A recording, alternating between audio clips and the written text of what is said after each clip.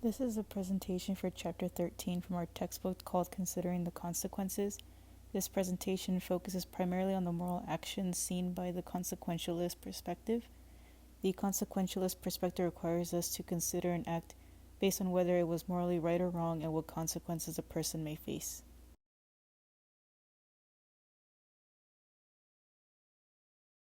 So what is consequentialism? Consequentialism, as defined in our textbook, is the theory in which people view an act as morally right or wrong is its consequences and nothing more. This means that the act in question will be determined as right or wrong, not the motives of the action itself. Two consequentialists that our textbook talks about is Jeremy Bentham and John Mill. The two believe that humans lived off pleasure. Pleasure in their terms is what brought people the most happiness from their actions. This is also known as hedonism, which is a term used to define the position and argument in which the only ultimate intrinsic good is pleasure.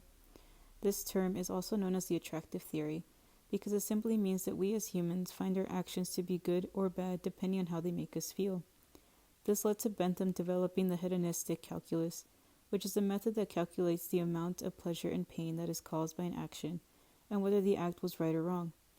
Although the method of calculation was developed in order to calculate the pleasure or pain of an act, consequentialists developed a principle that would assist in determining if a certain action was considered right or wrong.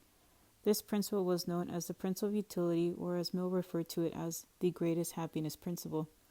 The principle states that any action is seen as right if it brings happiness to those affected by the action.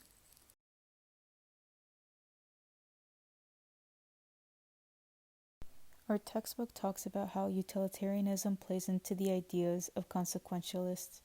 Although consequentialism is seen as a normative ethical theory, it only focuses on the good or the bad an action can bring based on what someone hopes to get the most happiness from. Utilitarianism differs from consequentialism because it emphasizes that the action should produce a more beneficial outcome if it will only bring good to those affected by the action.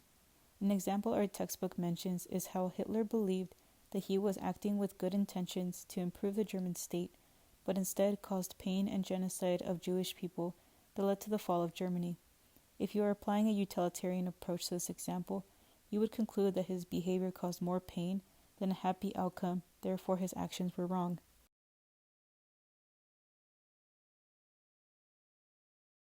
The example of Hitler and the fall of the German state is one of many views and perspectives utilitarians would make in a situation like this.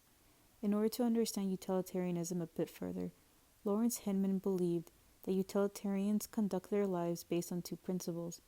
The first is that they are always concerned about the effects of their choices, and the second is based on how they want to make a better place for all by increasing the ideals throughout the world. The first indicates that utilitarians are always concerned about the simple decisions on moral life and who will benefit from the decision and who will not. The second principle is aimed at making the world a happier place by reducing the amount of suffering and pain people face.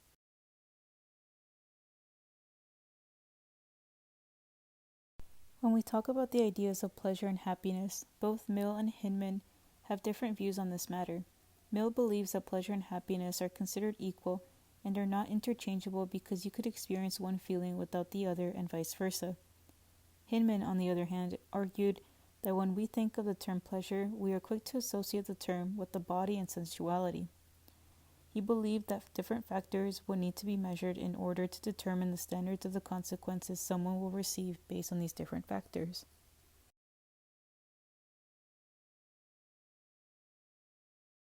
Now let us take a look at the two different types of utilitarians, act consequentialists and rule consequentialists.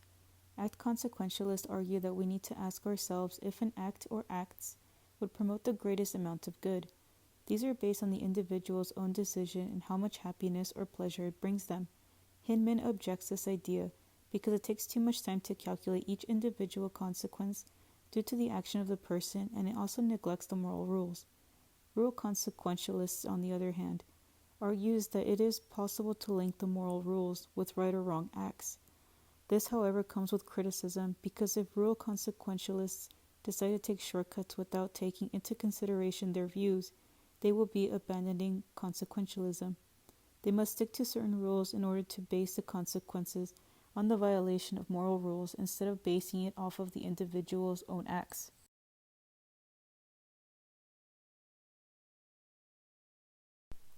Taking what we know about utilitarianism, the textbook talks about the strategy in public policy making through their approach in focusing on deterrence. It requires that the government base their actions on the details of the information of a specific circumstance and the results, alternatives, and options the circumstance may result in. An example that is mentioned is the policy on punishment. Punishment can only be justified if the pain inflicted by the punishment is outweighed by the benefits of the punishment, and that the benefits can't be achieved with less suffering or a less punishment to the individual who is being punished, meaning that we cannot lessen the punishment on an individual if the individual caused more pain and suffering to those who are affected by their actions. However, some may find that utilitarianism views are sometimes criticized based on the different views and factors, which we will take a look at on the next slide.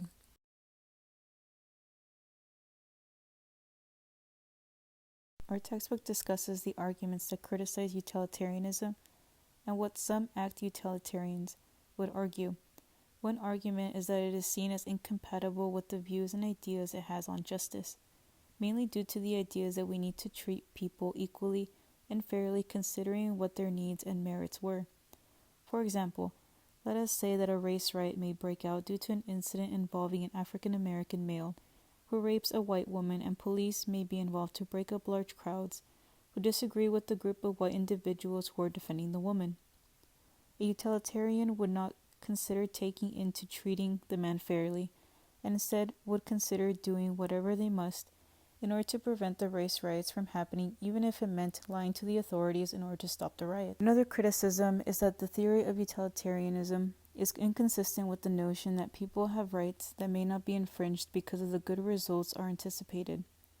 One example that the text discusses is a situation where a woman goes into a police department in Chino, California to file a claim for assault.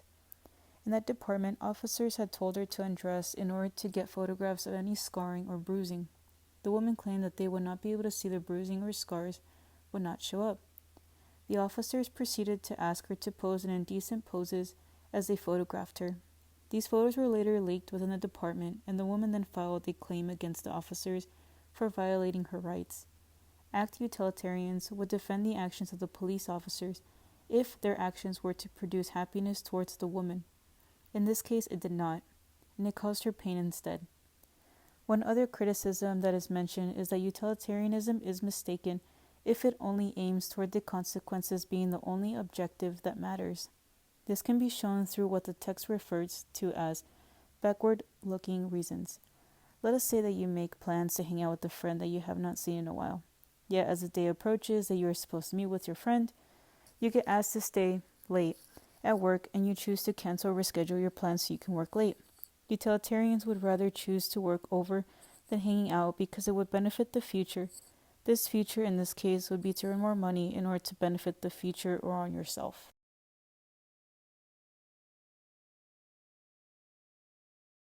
Now let's look at the utilitarian theory and how it applies to ethical dilemmas.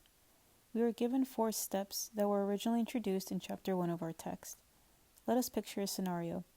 Ben is a police officer who is married to a teacher. Upon working as a police officer for the first time, a friend of his tells him that he should consider only keeping friends within the workplace because no one outside of law enforcement would feel comfortable being friends with a police officer. After some time, Ben and his wife were able to become good friends with Jim and Sandy, with people who would understand his occupation be able to work with the schedule as a police officer in order to spend time together. One evening, he and his wife were invited over to Jim and Sandy's place for some dinner and drinks. When Jim gave Ben a drink, Ben looked around the living room for something to place his drink on so he would not leave water rings from his drink on Jim's table. He found a box that seemed to contain some coasters, and upon opening the box, he discovered several marijuana joints inside the box. The amount found inside the box is considered illegal in their state, and when he looked at the box, he then took a glance at Jim and noticed that he was afraid. In this case, Ben has been faced with a situation in which he must apply the utilitarian theory. So let us apply a situation with this theory. The first step is that Ben must identify all of his options. His 2 options would be he could arrest Jim or he can do nothing. The second step is to consider the individuals that may be affected. This would include Jim's wife, Jim's work, the other couple's family and friends, and even neighbors. Step 3 is to look at options such as option 1, option 2, etc. Meaning he will need to look at his options, such as either doing his job and arresting Jim, or he can do nothing but give him a warning and to never do it again. Each option would come with different outcomes, which leads us to the final step, which is to choose the option that produces the most beneficial outcome.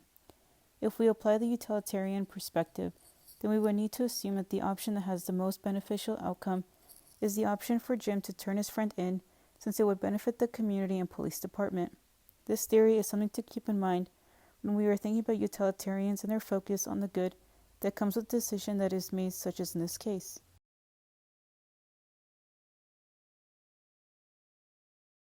To summarize the entire chapter, consequentialists believe that the action, if considered right or wrong, will determine the consequence. They would ask what action would bring about the best possible consequence. The principle of utility, which was a principle brought up by Mill, that states that our actions would be based on the happiness the results may bring the person and everyone affected by it. Both Bentham and Mill believe that happiness is the same as pleasure, and that people avoid pain as a result of their actions because it does not bring them happiness. A modern approach now would be that people would aim for satisfaction and not for happiness in order to satisfy human preference. The chapter took a look at both act and rule utilitarians.